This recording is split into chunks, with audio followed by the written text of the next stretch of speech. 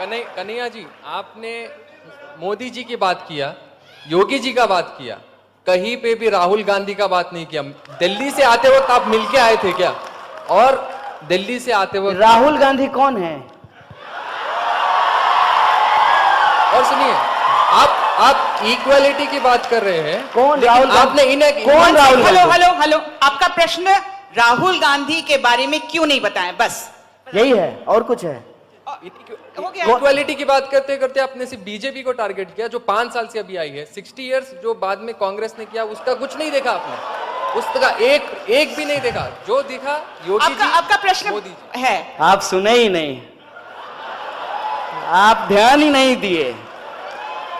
लाल बहादुर शास्त्री 1904 में पैदा हुए, मुगल सराय में पैदा हुए, 1952 में रेल मंत्री बने, और एक बार रेल दुर्घटना हो गई थी तो उन्होंने कहा कि हम इस्तीफा दे देंगे। ये 2014 से पहले की घटना है ना? ये 2014 से पहले की घटना है कि 2014 के बाद की घटना है? 2014 के बाद जो हुआ कि मुगल सराय स्टेशन का नाम बदल करके दीनदयाल उपाध्याय के ऊपर रख दिया गया। तो आप मुझे बताइए कि इस देश में जो सरकार है, सवाल उससे पूछा जाए कि नेहरू से पूछा जाए? आप बता दीजिए। ये तो वही बात हो गई ना, इस पे हमने बात की, हमने कहा आपको। देखिए, ये एकदम जानते हैं संबित पात्रा स्टाइल सवाल है। ये क्यों है इसको आप समझिए। आप जो है आप मुझे ये टैग करना चाहते हैं कि आप 2014 में जो हो रहा है उस पर ही सवाल कर रहे हैं। नहीं, थोड़ी सी जहमत उठाइए। मैं उम्मीद करता हूं कि आपके पास एंड्रॉइड फोन होगा, और आजकल 4G स्पीड भी जियो धन दे रहा है, तो आप जो है उसको खोलिए और आप जो है मेरा टाइमलाइन 2014 से पहले जाकर के चेक कर लीजिए कि क्या एक भी सवाल हमने मोदी जी से पूछे हैं? एक भी सवाल हमने मोदी जी से नहीं पूछे हैं। जो भी सवाल हमने पूछे हैं माननीय डॉक्टर मनमोहन सिंह से पूछे हैं। यही हमारी जिम्मेवारी है बतौर नागरिक, बतौर citizen of this country. It is our responsibility to ask the question to the power. माने कमजोर से सवाल तो कोई भी पूछ सकता है। कमजोर से सवाल पूछने में क्या है? जो पावर में बैठे हैं उनसे सवाल पूछिए। आप बताइए, आप कह रहे हैं राहुल गांधी, क्यों नहीं? राहुल गांधी प्रधानमंत्री हैं देश के, क्या है? अरे जब प्रधानमंत्री हो जाएंगे तब राहुल गांधी से भी सवाल पूछेंगे, इसमें क्या दिक्कत है? और ये बात आप मेरा नोट करके रखिए कि राहुल गांधी प्रधानमंत्री हो जाएंगे, और राहुल गांधी जो आज बात बोल रहे हैं, यदि उस बात को नहीं पूरा करेंगे तो इसी मजबूती से राहुल गांधी से भी सवाल पूछेंगे। यह बात को हम आपको कह देना चाहते हैं। यह जो साजिश है, इस साजिश को आप समझिए कि अपनी गलती जो है वो हम पड़ोसियों के मत्थे मर देना चाहते हैं। मैंने आप बताइए कि देश में जो हो रहा है उसके लिए हम पाकिस्तान का नाम ले रहे हैं। क्या है पाकिस्तान? मुकाबला करना होगा तो पाकिस्तान से मुकाबला करेंगे। अमेरिका, ब्रिटेन और चाइना से मुकाबला नहीं करेंगे कि पाकिस्तान से मुकाबला करेंगे। इसको आप समझिए। जानबूझ करके एक ऐसा कॉम्पिटिटर चुना जाता है। वीडियो गेम खेलते होंगे मोबाइल पे। वीडियो गेम में क्या होता है कि क्रिकेट खेलता है लोग, तो अपने हिसाब से प्लेयर चुनना होता है, अपने हिसाब से टीम चुनना होता है, तो जो खेलता है हमेशा वही जीतता है। ये देश में वही हो रहा है। सरकार में जो बैठे हुए लोग हैं अपने हिसाब से विपक्ष चुन रहे हैं।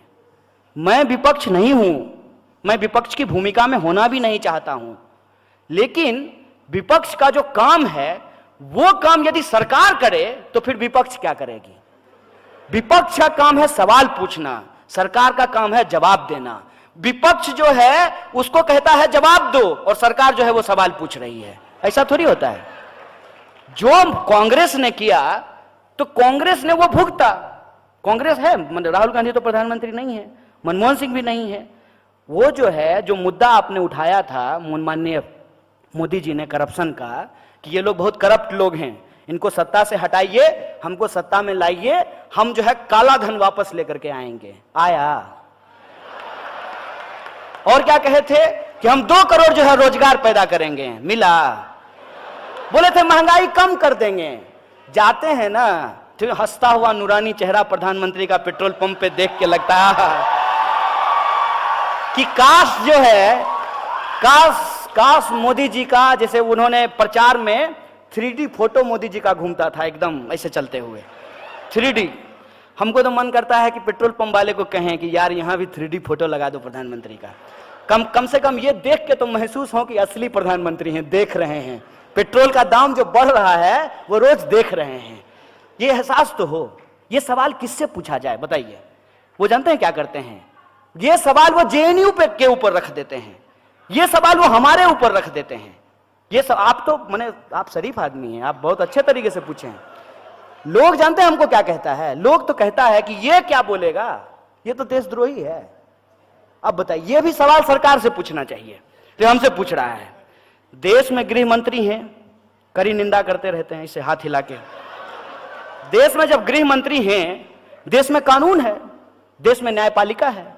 अगर हमने देश के खिलाफ कुछ बोला है तो हमको पकड़ करके जेल में डालिए। टैक्स का पैसा तो आप बर्बाद कर रहे हैं साहब, कि हमको जेल में डालने की बजाय हमको बॉडीगार्ड देकर के दुनिया घुमा रहे हैं, देश घुमा रहे हैं। ये सवाल किससे पूछना चाहिए? सरकार से ना, कि देश में अगर कहीं कुछ हो रहा है गलत, कुछ भी गलत, अगर मान लीजिए किसी ने नारेबाजी कर दी है, हम तो नहीं किए हैं, अगर किए होते तो आपको भरोसा दिला देते हैं। ये लोग डर की सत्ता कायम करना चाहते हैं, लोगों के सामने एक ऐसा तोहमत लगाते हैं कि लोग चारों खाने चित हो जाएं। किसी भी इंसान के ऊपर एक ऐसा आरोप मर दो कि उसकी सारे के सारे सवाल की लेजिटिमेसी चला जाए। जो सवाल हैं वो सवाल पूछना ही बंद कर दे, उसको इतना डराओ। यदि ना डरे तो गोली चलाओ, गोली चलाने के बाद भी नहीं डरे तो जान ले लो, नहीं माने तो जेल में भर दो। यही हो रहा है ना देश में। और आप तब भी कहते हैं कि सवाल जो है वो मोदी जी से ना पूछ करके राहुल गांधी से पूछा जाए। सत्ता से सवाल पूछा जाता है साहब, और सत्ता से सवाल पूछना चाहिए।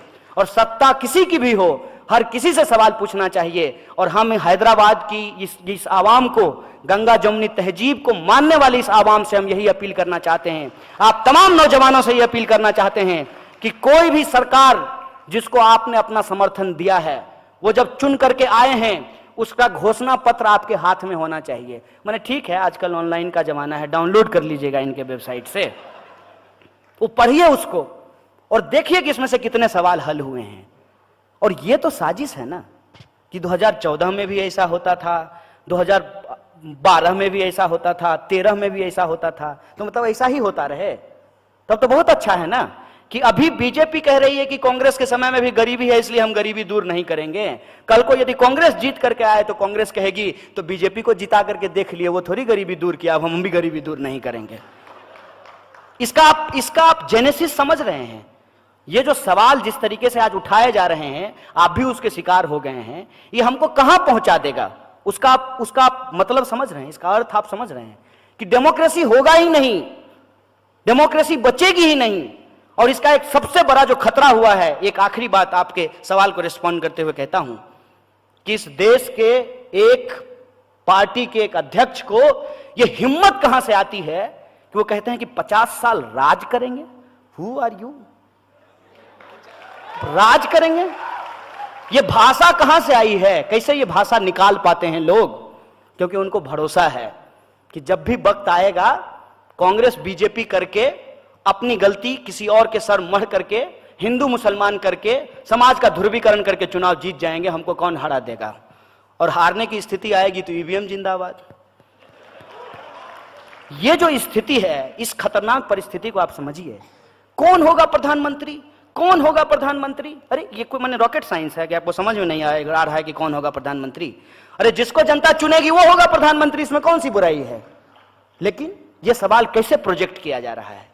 ये सवाल ऐसे प्रोजेक्ट कर रहा है जैसे 2019 में चुनाव नहीं होगा, पार्लियामेंट्री डेमोक्रेसी नहीं होगी, WWF का फाइट जो है राहुल गांधी होंगे और दूसरे तरफ जो है मोदी जी होंगे, दोनों के बीच में फाइटिंग होगा और जो फाइटिंग जीतेगा वो देश का प्रधानमंत्री बनेगा। ऐसा है क्या?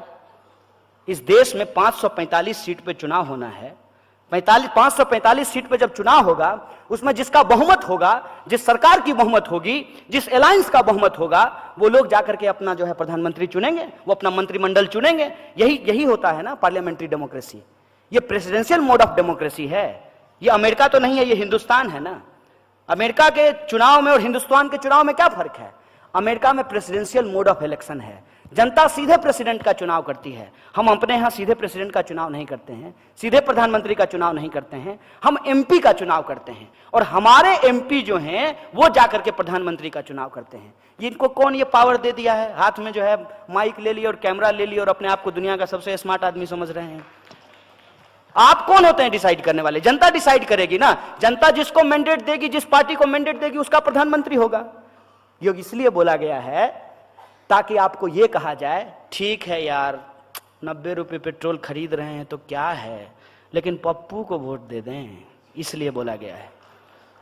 यह साजिश आप समझिए।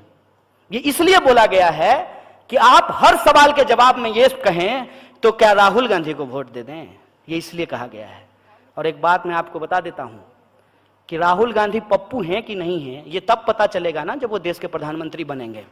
लेकिन प्रधानमंत्री गप्पू हैं ये पिछले 4.5 सालों में पता चल गया है। ये बात मैं आपको बता देना चाहता हूं। इसको इस तरीके से हम लोगों को सोचना चाहिए। और पार्लियामेंट्री डेमोक्रेसी में जिसकी जिम्मेवारी जो है उसको वो जिम्मेवारी निभानी चाहिए। और बतौर नागरिक मेरी जिम्मेवारी ये है कि सत्ता हमको कितनी भी डराने की कोशिश करे, हम सवाल पूछेंगे और तब तक पूछेंगे जब तक हमको जवाब नहीं मिल जाता है। बहुत बहुत धन्यवाद।